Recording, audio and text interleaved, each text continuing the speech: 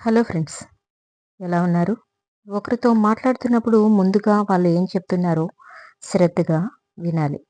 ఆ తర్వాతే మనం మాట్లాడాలి. కమ్యూనికేషన్ స్కిల్స్‌లో ఇది ప్రధానమైనది. లెక్కలేనంత మంది స్నేహితులు ఉండడం గొప్ప కాదు. నిజాయితీపరులైన స్నేహితులు ఒక్కరున్నా అది గొప్ప విషయమే. పెద్దలు చెప్పే మాటలు కొందరికి చాదస్తంగాను, చిరాకుగాను అనిపిస్తాయి. కానీ అవి మార్చలేని జీవిత సత్యాలు. వాటిని అర్థం చేసుకొని మన జీవితంలోకి అన్వయించుకుంటే జీవితం చాలా అద్భుతంగా ఉంటుంది. రిస్క్ తీసుకోకుండా జీవితంలో ఏదీ సాధించలేం. ఎల్లప్పుడూ కంఫర్ట్ జోన్‌లో ఉండిపోతే మన ఎదుగుదల కూడా అక్కడే ఆగిపోతుంది.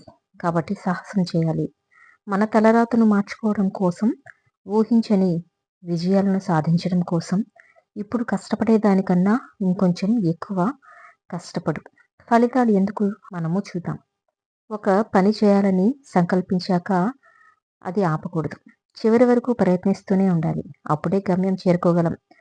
కోపం ప్రతి ఒక్కరికి ఉంటుంది. కానీ దానిని సరైన సమయంలో, సరైన వ్యక్తుల మీద చూపించేవాడే ప్రాజ్ఞుడు.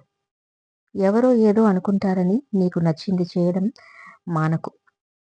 ఇంకొకరికి ఇబ్బంది కలిగించకుండా, సమాజానికి నష్టం చేకూర్చకుండా చేసే ఏ పనైనా అది సరైనదే. కష్టానికి క్రమశిక్షణ తోడైతే ఫలితం అమోఘం.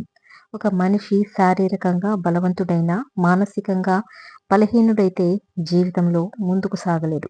కాబట్టి మన మనసుని జీవితంలో ఎటువంటి పరిస్థితులు ఎదురైనా తట్టుకొని నిలబడేలా సిద్ధం చేయాలి. ఉలి దెబ్బలు తగిలితేనే కదా బండరాయి అద్భుతమైన శిల్పం అవుతుంది. అలాగే క్లిష్టమైన పరిస్థితులను ఎదుర్కొంటేనే మనసు కఠినమవుతుంది. నీకంటే గొప్పవారిని ఆదర్శంగా తీసుకొని శ్రమించు. అంతేకాని అసూయతో రగిలిపోకు. ఓటమి మనకు ఎన్నో పాఠాలను నేర్పుతుంది. అందులో ప్రధానమైనది ముందు మన వాళ్ళు ఎవరో మనకు తెలియజేస్తుంది. కాలమైనా, అవకాశమైనా మన దగ్గర ఉన్నప్పుడే జాగ్రత్తగా వాడుకోవాలి. ఒకసారి చేజారిపోయిన తర్వాత ఎంత బాధపడినా ఉపయోగం ఉండదు. లోతైన ఆలోచన, నిరంతర శ్రమ లేకుండా ఏ విజయాలు సాధ్యం కావు. ప్రతి ఒక్కరూ వారు చేసే పని చిన్నదైనా, పెద్దదైనా పర్ఫెక్షన్ కోసం తపించాలి. ఏ విషయంలోనూ తటపటాయించకూడదు, రాజీ పడకూడదు. ఇతరులతో నిజాయితీగా ఉండడం అనేది మన గొప్ప వ్యక్తిత్వాన్ని తెలియచేస్తుంది. ఈ లక్షణం ఏ రంగంలోనైనా మనకు విజయాన్ని చేకూర్చి పెడుతుంది. మోటివేషన్ అనేది మనం ఒక పని ప్రారంభించడానికి మాత్రమే ఉపయోగపడుతుంది.